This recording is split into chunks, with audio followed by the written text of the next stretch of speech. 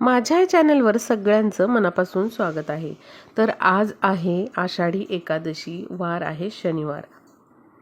आणि आपल्याला या आषाढी एकादशी दिवशी असा एक उपाय करायचा आहे ज्यामुळे तुम्हाला कितीही तुमची कठीण इच्छा असू देत, कितीही अडचणी तुमच्या जीवनातल्या असू देत, त्या सगळ्या निघून जाणार आहेत। इतका हा छान उपाय आहे आणि तितका सोपा आहे। कारण बघा, एकादशी म्हणजेच ती समर्पित असते भगवान विष्णूंना। आणि जो मी उपाय सांगणार आहे तो तुळशीच्या पानाचा सांगणार आहे। त्यामुळे तुळशीचं पान जे आहे ते भगवान विष्णूंना अतिशय प्रिय आहे। आणि ज्या घरामध्ये किंवा जी कोणी व्यक्ती तुळशीच्या पानाचा उपाय आषाढी एकादशी दिवशी करते, तिच्या मनातली कोणतीच इच्छा ही अपूर्ण राहत नाही। त्याचबरोबर तुम्हाला लक्ष्मीप्राप्ती होत नसेल, खूप तुम्ही कष्ट करताय, खूप राबताय, खूप मेहनत करताय, पण दारिद्र्य काही संपत नाही, यश मिळत नाही आहे, लक्ष्मी घरामध्ये स्थिर राहत नाही आहे, पैशाची आवक अजिबात वाढत नाही आहे, जमीन जुमला प्रॉपर्टी यामध्येही तुम्हाला यश नाही आहे। जर तुम्ही हा उपाय केलात तर तुम्हाला यापैकी कुठलीच समस्या उरणार नाही। मनातली प्रत्येक इच्छा तुमची पूर्णच होणार आहे, असा हा उपाय आहे। प्रत्येकाने आषाढी एकादशी दिवशी हा उपाय आवर्जून करा। स्त्री पुरुष दोघेही हा उपाय करू शकतात, विद्यार्थी हा उपाय करू शकतात, कोणीही हा उपाय करू शकतं। पण आषाढी एकादशीचा दिवस जो आहे तो अजिबात तुम्ही वाया घालवायचा नाही आहे। या दिवशी हा तुळशीच्या पानांचा उपाय तुम्हाला आवर्जून आणि आवर्जून करायचा आहे। आणि नंतर तुम्ही फरक बघा, तुम्हाला तुमच्या आयुष्यामध्ये खूप आणि खूप चांगले दिवस दिसतील, किंवा तुमची जी कठीण इच्छा आहे ती तुम्हाला नक्कीच पूर्णत्वाला जाताना दिसेल। लगेचच मी हा उपाय तुम्हाला सांगते। त्यापूर्वी आपण आषाढी एकादशीला कोणत्या छोट्या छोट्या गोष्टी केल्या पाहिजेत हे देखील मी लगेचच थोडक्यात सांगते। आषाढी एकादशी ही आषाढ महिन्यातील शुक्ल पक्षातील आषाढी एकादशी दरवर्षी आषाढ महिन्यातील शुक्ल पक्षातील एकादशीला साजरी केली जाते। यावर्षी ही आषाढी एकादशी आलेली आहे 29 जून गुरुवारी आणि एकादशी सुरू होत आहे गुरुवारी पहाटे 3:18 आणि शुक्रवारी पहाटे 2:42 ही आषाढी एकादशी समाप्त होणार आहे।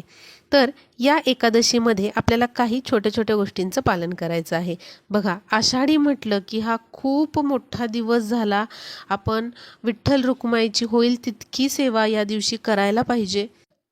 कारण विठू माऊली म्हणजे साक्षात भगवान विष्णूंचं ते रूप आहे। तुमच्याकडे जर विठ्ठल रुक्माईची मूर्ती नसेल तर आषाढी एकादशी हा एक उत्तम दिवस आहे तुमच्या घरामध्ये विठ्ठल रुक्माईची मूर्ती आणण्यासाठी। किंवा जर तुम्ही आधीच विठ्ठल रुक्माईची मूर्ती आणून ठेवलेली असेल तर आषाढी एकादशी दिवशी तुम्ही तुमच्या देवघरामध्ये विठ्ठल रुक्माईची स्थापना करू शकता। अत्यंत ते शुभ मानलं गेलेलं आहे। तुमच्या शरीराला जर उपवास चालत असेल किंवा काहीच तुम्हाला हेल्थचे इश्यू नसतील तर तुम्ही आषाढी एकादशी दिवशीचं व्रत अवश्य करा। म्हणजे त्या दिवशी संपूर्ण दिवस तुम्हाला उपवास करायचा आहे। आणि हा जो उपवास आहे तो आपल्याला संध्याकाळी सोडायचा नाही, तर तो दुसऱ्या दिवशी म्हणजेच शुक्रवारी सकाळी तुम्ही हा उपवास सोडू शकता। आता बघूयात उपाय आपल्याला काय करायचा आहे, म्हणजे जो तुळशीच्या पानाचा उपाय आहे तो काय करायचा आहे। आषाढी एकादशी दिवशी सकाळी लवकर उठून तुम्ही स्नान करायचं आहे। स्नान केल्यानंतर तुमची नित्याची जी देवपूजा आहे ती तुम्हाला व्यवस्थित करायची आहे। आता आपल्याला तुळशीच्या पानांचा उपाय करायचा आहे। त्यासाठी तुम्हाला एक तुळशीचं पान लागणार आहे, किंवा तुम्ही 1000 तुळशीची पानं घेऊ शकता। आता ही तुळशीची पानं तुम्ही आषाढी एकादशी दिवशी बिलकुल तोडायची नाही आहेत, तर ती आदल्या दिवशी म्हणजेच एकादशी सुरू होण्याच्या आधी तुम्हाला तोडून घ्यायची आहेत। तुमच्याकडे जर खूप अशी तुळशी नसतील तर तुम्ही एक फक्त तुळशीचं पान घ्या, किंवा जर खूप साऱ्या तुळशी तुमच्या अंगणात असतील तर तुम्ही 1000 तुळशीची पानं घेऊ शकता। त्यानंतर जेव्हा तुम्ही तुळशीची पानं तोडाल तेव्हा ती स्वच्छ धुवून घ्यायची आहेत आणि दुसऱ्या दिवशी पण म्हणजे आषाढी एकादशीला पण ती स्वच्छ करून घ्यायची आहेत. आणि आता तुम्हाला या उपायासाठी काय लागणार आहे तर विठ्ठल रुक्मिणीची मूर्ती. आता विठ्ठल रुक्मिणीची मूर्ती जर तुमच्याकडे नसेल तर तुम्ही भगवान विष्णूंचा फोटो घेऊ शकता. तोही जर तुमच्याकडे नसेल तर सत्यनारायण भगवानांचा तुम्ही फोटो घेऊ शकता. लक्ष्मीनारायणाचा जोडीने फोटो घेतला तरी चालेल किंवा हेही नसेल तर प्रत्येकाच्या घरी बाळकृष्णाची मूर्तीही असतेच. तर ती बाळकृष्णाची मूर्ती तुम्हाला घ्यायची आहे. कृष्णाला पंचामृताने, दुधाने, स्वच्छ पाण्याने त्याचबरोबर गंगाजलाने तुम्हाला अभिषेक अवश्य घालायचा आहे.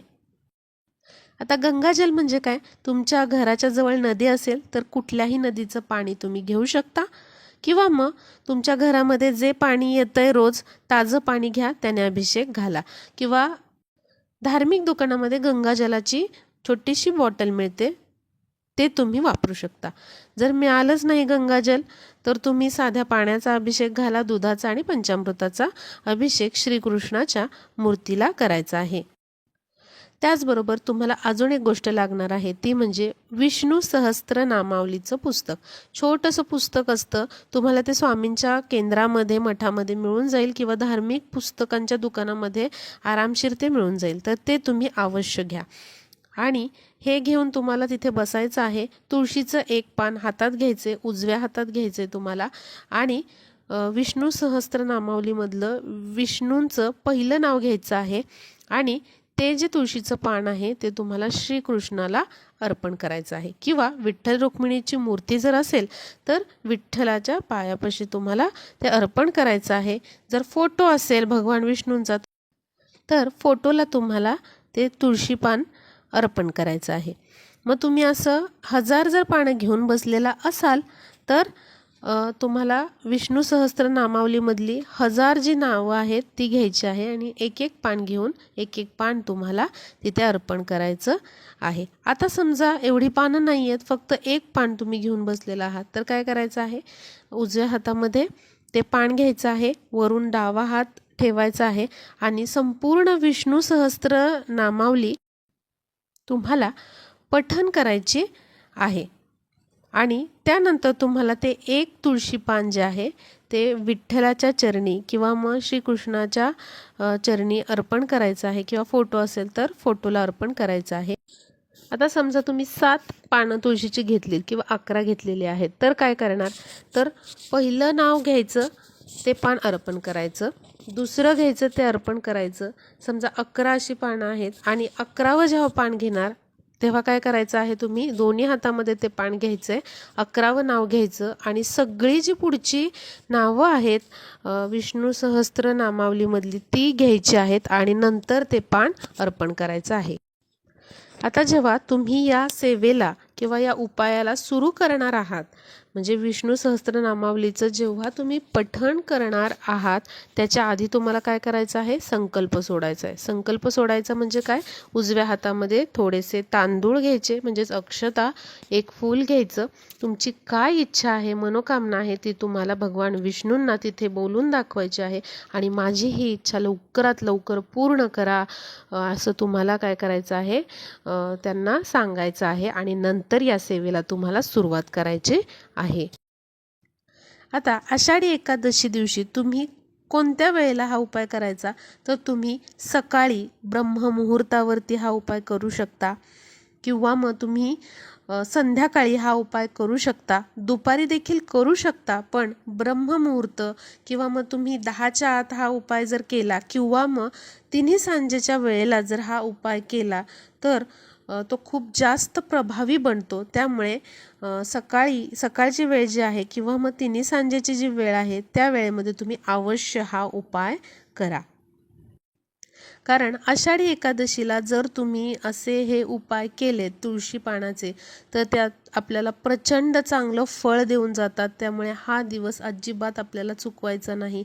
कुठलीही आयुष्यातली तुमच्या समस्या राहणार नाही, इतका हा उपाय चांगला आहे. कारण जेव्हा आपण एकादशीचं हे उपाय करतो तेव्हा भगवान विष्णू आपल्यावर प्रसन्न होतात आणि ज्या घरामध्ये किंवा ज्या व्यक्तीवरती भगवान विष्णू प्रसन्न असतात तिथे माता लक्ष्मी ही वास करतेच करते. त्यामुळे हा उपाय अवश्य सर्वांनी करा ही विनंती आहे. त्याचबरोबर हा उपाय करत असताना तुळशीच्या समोर आपल्याला शुद्ध गाईच्या तुपाचा दिवा अवश्य प्रज्वलित करायचा आहे. तुम्ही इतर दिवशी जर तुळशीच्या समोर दिवा प्रज्वलित करत नसाल तरीही तुम्हाला या दिवशी सकाळ आणि संध्याकाळ दोन्हीही वेळेला तुळशीच्या समोर दिवा प्रज्वलित करायला विसरायचं नाही आहे. आणि हा उपाय करताना तर अवश्य करायचा आहे प्रज्वलित दिवा. त्याचबरोबर हा उपाय झाल्यानंतर तुम्हाला 2 केळी ही भगवान विष्णूंच्या समोर किंवा श्रीकृष्णाच्या समोर किंवा विठ्ठल रुक्मिणीच्या मूर्तीसमोर ही अवश्य ठेवायची आहेत. त्याचबरोबर एकादशीच्या दिवशी म्हणजेच आषाढी एकादशी दिवशी आणि कुठल्याच एकादशी दिवशी तुम्हाला तुळशीला पाणी वाहायचं नाही. कारण असं समजलं जातं एकादशी दिवशी तुळशीचा भगवान विष्णूंसाठीचा उपवास असतो. जर आपण पाणी जर तुळशीला घातलं तर तुळशीचा उपवास मोडतो. त्यामुळे आपल्याला असं करायचं नाही आहे. तर हा आषाढी एकादशीचा उपाय अवश्य तुम्हाला आवडला असेल. जास्तीत जास्त तुमच्या मैत्रिणींना हा उपाय शेअर करा, म्हणजे त्यांना देखील हा उपाय कळेल आणि त्या त्यांच्या कुटुंबासाठी हा उपाय करू शकतील आणि व्हिडिओ आपला युजफुल ठरेल. भेटूया पुढच्या व्हिडिओमध्ये.